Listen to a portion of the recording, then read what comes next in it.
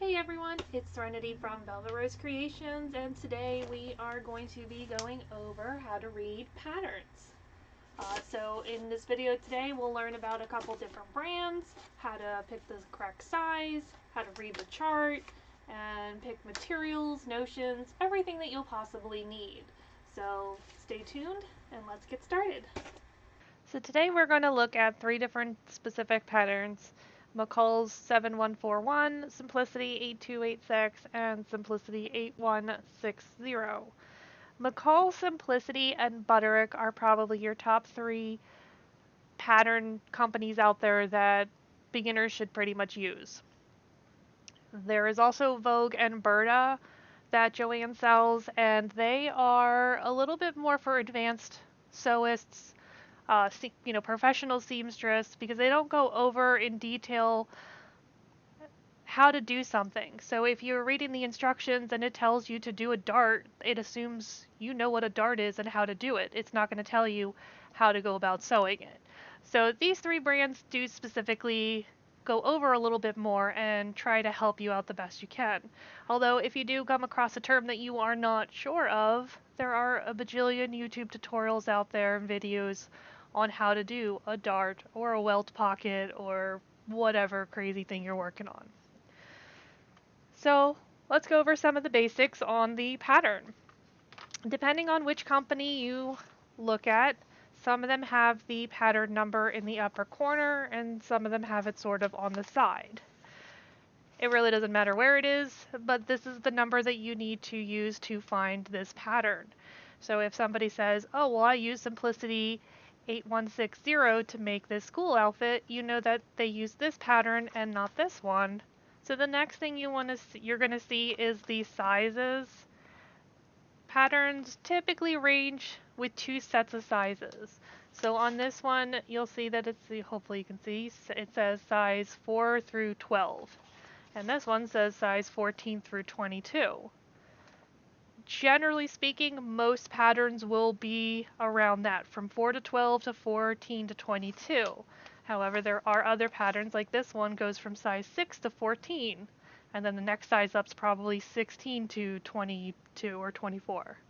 So it kind of depends on your size. You'll also see on the front of these that they have different pictures of different outfits. So on this one, it has B, E, and G. So the patterns for B, E, and G were used to make this complete outfit. C, E, F on this one, D and G, A, E, F. On this one, this is C, A, and B. So this one's very simple. It only has three different options for you. But when you turn the patterns over, you'll notice that they have pictures of each broken down piece. So on this one, A is this blazer jacket. B is the same blazer, but it has pockets. B is the vest. F and G are the skirts. You'll see that F and G it's the same skirt, one's a little shorter than the other. So you can kind of get a good idea of what the pieces are for each one. So if you're going with a specific outfit, you'll know which pieces you need for which one. Since this one's a little bit more simple, A is your skirt and top, B is the short sleeve with a shorter skirt. So how do you decide what size you are? Different patterns sometimes will have different locations for this. On the Simplicity, most Simplicity patterns will have a spot for your body measurements, and it's going to tell you what size you need. And it just you follow the columns. On McCall's, a lot of times they have it on the little tab. So they have it on here, all of these measurements. You want to make sure you measure your specific body. You don't want to measure or go off of, oh, I wear jean size 14, so I'm a 14. They don't cross over. They have nothing to do with each other. If you do that, you will most likely be disappointed with how it fits. It's either going to be too small or too big. So you want to measure your bust, follow over until you find what bust size you are, measure your waist and your hips, and generally they should fall around the same category.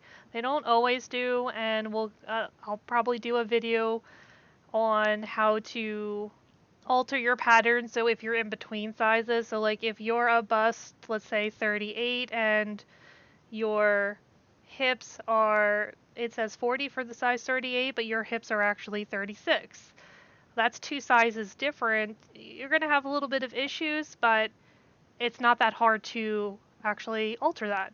And chances are what I did starting out was I just did the size that I needed for my bust, 38. So even though this was too big, I still made it this way, and then I just took it in where I needed to.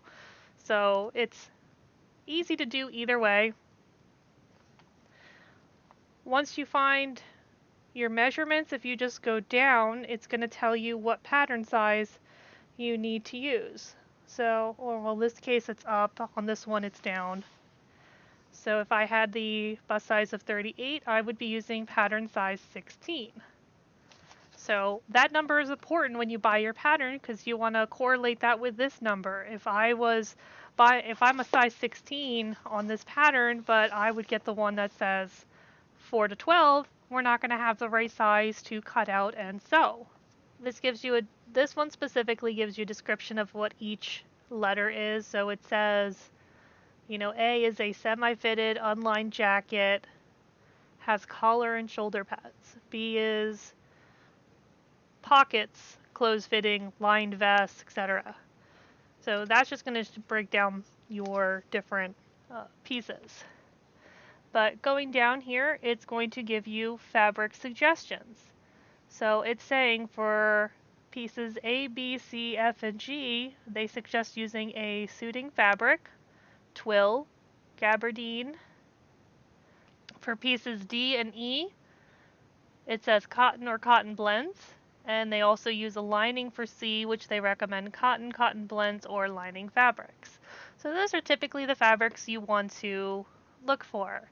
If you have no idea what a fabric is, and you're in Joann's, feel free to ask any of the workers there. Typically, anyone that's at the cutting counter will generally have a good idea of at least where the fabrics are. Even if they don't sew, they should know where you can find these fabrics. And if they do sew, they can suggest other fabrics as well. So past that point, you have your sizes. It shows you all the different sizes. So if we remember, we were a size 16. So we want to go down the column of 16. So if I'm making A, if it's going to show you 45 and 60, this is the width of the fabric. Depending on the type of fabric you buy, depends on the width of the fabric. So if it's a 45-inch fabric, you are going to need 2 3/4 yards of fabric. If it's a 60-inch wide fabric, you'll only need 2 1/4. So it does make a difference most of the times. It just depends on what kind of project you're working on, like how big the pieces are. Because sometimes the numbers will be the same. So if you just follow down, you will see it's the same thing. You'll have 45 and 60 for all the different view types. So that's how you can tell how much fabric you're going to actually need. And honestly, I always get at least an extra half a yard, because if you mess up, you'll have a little bit extra to compensate. So then it has a C instruction sheet for lining, interfacing, and notions information, of course. So for a while, McCall's was putting their extra notion stuff on the inside in the little information packets, such as this. Typically, they are on the back side of the pattern, but sometimes they will say that if it does, it means it's that information sheet. So I'm just going to hop over to this one and show you how the Simplicity one lays out. So your Simplicity kind of is the same thing. It starts off with your type of fabrics, what it recommends. But here is where they break down and tell you for notions and trims. So you'll need thread, 1 hook closure, 1 7-inch invisible zipper. For view A, you're going to need 4 small snaps, 4 1/4 of 1/4 inch wide flexible trim or ribbon, 7/8 yard of 5/8 wide ribbon, For view B, you'll need such and so forth. You get the picture. Once again, your measurements. This is how we figured out our size that we need. So if I still go by my 38 bust size, that would be here. So for this pattern, it is actually still a succeed. It doesn't always mean that just because you're a size 16 in this pattern, it does not mean that you're going to be a size 16 on the other patterns. Each pattern is made by different, while it's still the Simplicity company, there are different designers and they're not always the same. So use your measurement to check each pattern size every time you buy a new pattern. So from here, if I just go down the chart, for the top, it only shows the 45-inch wide because the type of fabric that it recommends is usually only available in 45-inch. And even if you're getting a 60-inch wide fabric, you can always get this amount and you'll just have extra. So for this, it's 3 3/8 for the top and the skirt. So collar, sleeve, bands, and inset, 45-inch wide fabric, we would need 5/8 of a yard, and so forth. So it shows you all the different sizes for that. That is your most basic information that you need to know on at least what size pattern that you need to get. There is one other thing that I want to point out, which is why I grabbed this pattern. Typically, bodysuits are made out of a stretchy material.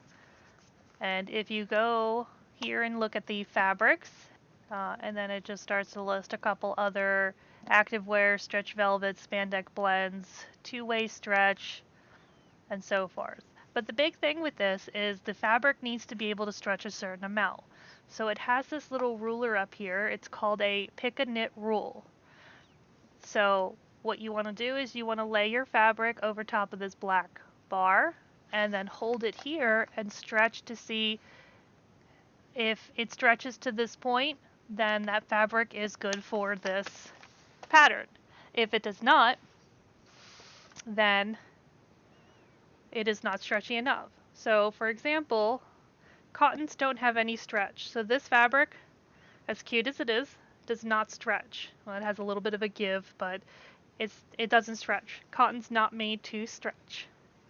This, however, is a rib knit. It stretches. So what I would want to do is I would want to lay this over top here, hold on to it, and then I just grab here and stretch. So this does stretch even past that point. So I know this is a good enough fabric to use for this pattern where it will stretch enough to do what it's supposed to. If it does not stretch that much, then you know that your knit fabric is not stretchy enough and it's a no-go. Or you will have to do a bunch of alterations to be able to use it. Because, let's face it, sometimes you find the perfect color fabric and it's not the fabric you need for your project. So you would just have to do some changes for it. So that is basically it. That's how to read the outside of your patterns. Patterns are pretty much all the same when it comes to reading the information. Basic idea, get your measurements, find the pattern size you need, and then find the right size.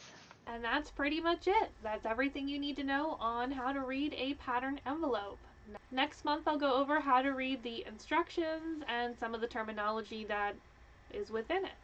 So if you found this video useful, please consider giving a like or even subscribing. Don't forget to hit that bell notification to stay notified of new content. Thanks for stopping by and happy sewing!